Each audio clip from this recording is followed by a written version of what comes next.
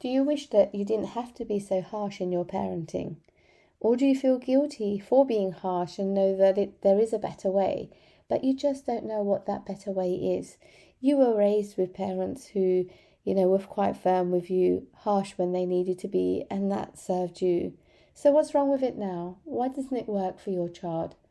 In today's episode of the Happy Home Podcast, we're going to be looking at why teaching your child harsh lessons do not work.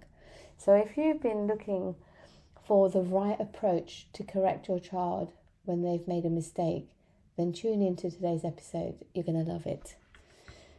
Welcome to the Happy Home Podcast, where we help Muslim mothers create success and happiness in their personal, professional and family life and raise their children as happy, pious and productive Muslims. My name is Amina Sayed-Hossen and I am your host and the founder of the Happy Home Institute. Assalamu alaikum rahmatullahi wa barakatuh.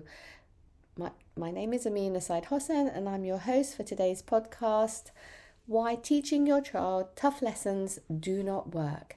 Now, this is something that I come across over and over in my work, where we are trying to teach our children lessons, really important lessons, so they don't make the same mistakes again, over and over and over. But it doesn't matter how, firmly we teach it, how strongly we try and make the point. Your child makes the mistakes again, but actually their behavior deteriorates. Now, if you've gone through this and you're wondering, well, what am I doing wrong? I'm clearly telling you what you should be doing and what you shouldn't be doing. Why do you continue to keep making the wrong choices and behave badly and not listen to me? Now, this is a vicious cycle we get into because we wanted to teach our children, so they don't make mistakes, yet they make them again and again and again.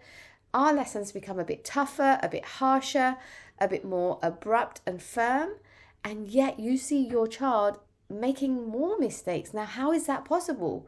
Surely, right, if you are teaching your child not to make those mistakes, then and they take those lessons on board, then that's it, lesson taught. We shouldn't be having any more problems.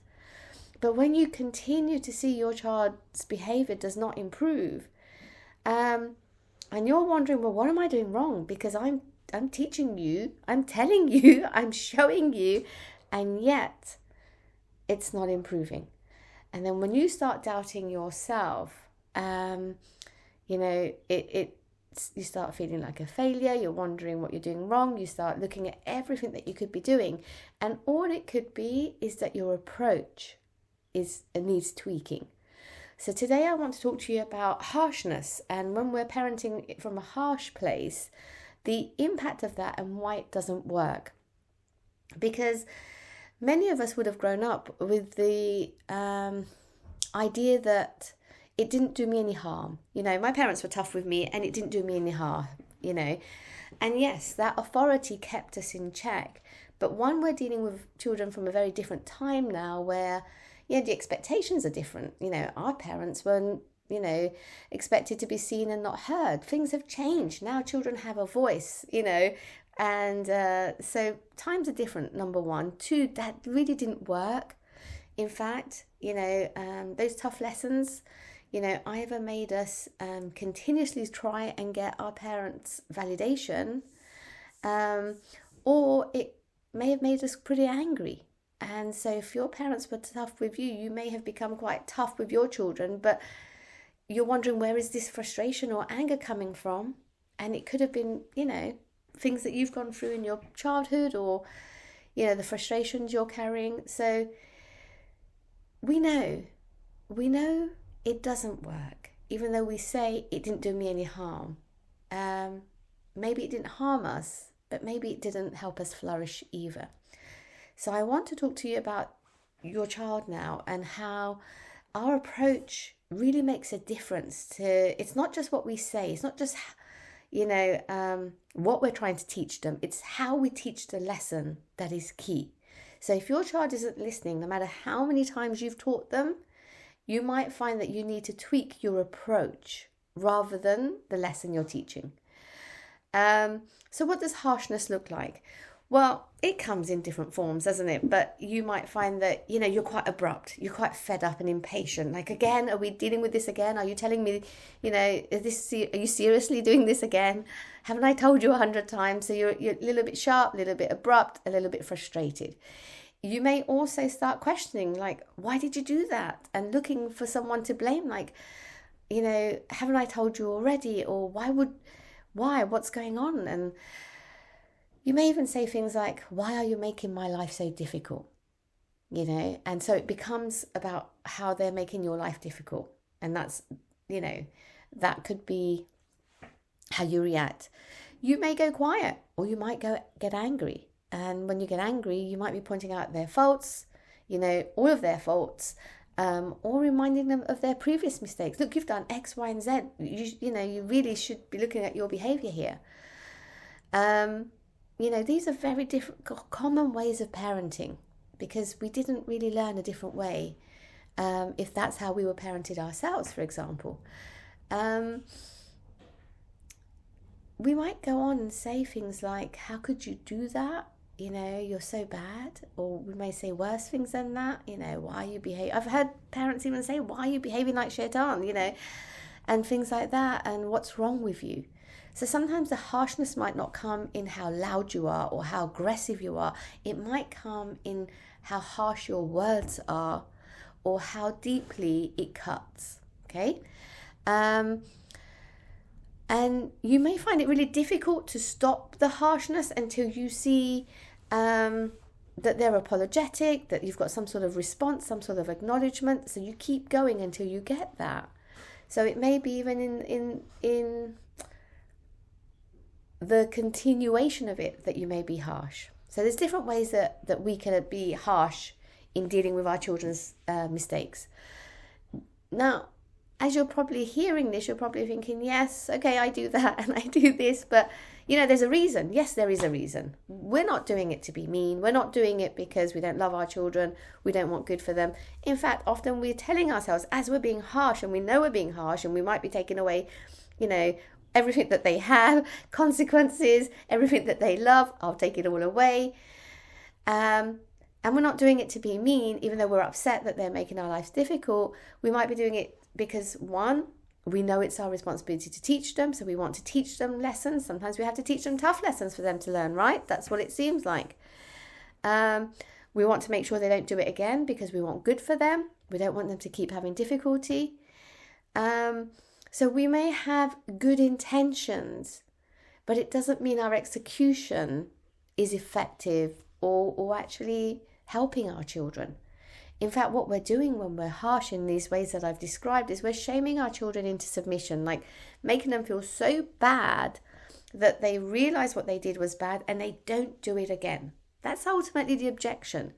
Not because we want to be bad to them, but we want them to realize what they did was bad so they don't do it again. And they might have to feel really bad in order to realize that. And that's the approach to parenting there. That's the approach to correcting mistakes. And it may be that actually that's just how you were parented. It may just be that that's how your parent taught you or how you saw teachers reacting. But it's definitely not the way of the Prophet sallallahu alaihi wasallam, right? So that's not aligned with how we read how he was with children. So when we look at that, we know there's a better way. But we fall into this way because it's what we believe. We believe that, we have to make them learn and they need to feel bad in order to learn. But that doesn't really work. And I want to talk to you about that in today's podcast, of actually how it makes you feel when someone makes you feel bad in order to teach you. Now, if you've gone through that sort of parenting, it makes you feel ashamed, it makes you feel withdrawn, you feel like there's no point in trying to change because I can't get it right anyway. How many times have we actually felt like that and given up on ourselves, given up on wanting good things for ourselves because we feel like actually we can't get it right.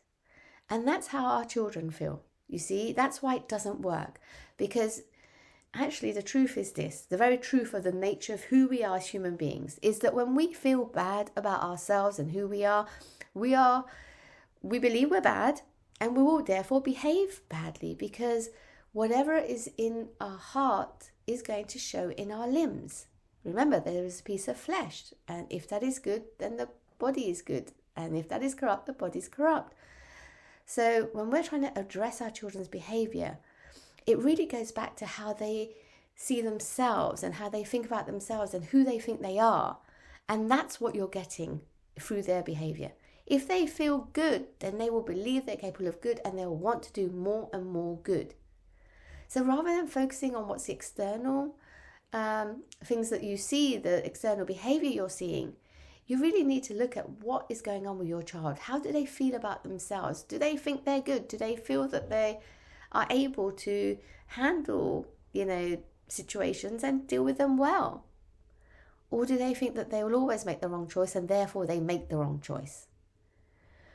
So when I help my clients, and the way that we work is we address what's in the heart in order to change the behavior. And for that, if I would be able to give you a huge gem in your parenting today, it would be that when we think that there is something wrong with us, we feel deficient, then from that place we're going to make the wrong choices.